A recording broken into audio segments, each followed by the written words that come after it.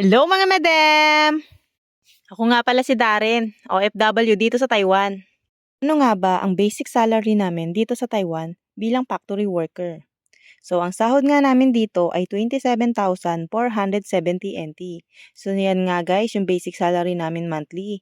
So yan nga ay nadadagdagan or nababawasan pa, depende nga yan sa overtime at sa mga ikinakaltas na kagaya ng labor insurance, health insurance, welfare fund at income tax.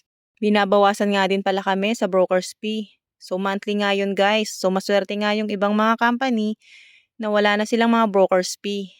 Bayad nga din pala dito yung bahay at pagkain. Pero maswerte kami dahil dito nga sa company namin ay libre na nga yung dorm at libre na nga rin yung pagkain. Malaking dagdag nga din pala kapag meron tayong overtime at lalo na kapag hataw-hataw. Lalo na kung magandang department yung napuntahan natin.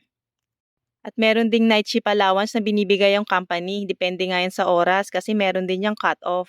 Kapag sinwerte ka nga, may mga company din na nagdadagdag. Lalo na kapag maganda yung performance mo. Or di kaya ay nagmamachine ka, ay nagbibigay din nga sila ng additional sa sahod. At yung mga ikinakaltas naman ay napapakinabangan din namin. Gaya nga ng health insurance kasi minsan hindi naman maiwasan na magkasakit at kapag nagpa-check up nga ay mababa na lang yung babayaran. Sa income tax naman ay nababawi naman namin ito. Binabalik nga pala nila ito yearly. Kaya parang nag-ipon na nga lang din kami ng isang taon. Dito nga sa abroad, kung masipag ka, talagang magkakapera ka naman talaga. Hindi ka nga maarte sa overtime, ay talaga namang lahat na lang ng overtime ay papasukin. Dahil dito sa abroad, walang mahirap sa taong may pangarap. At walang hindi kakayanin para sa pamilya.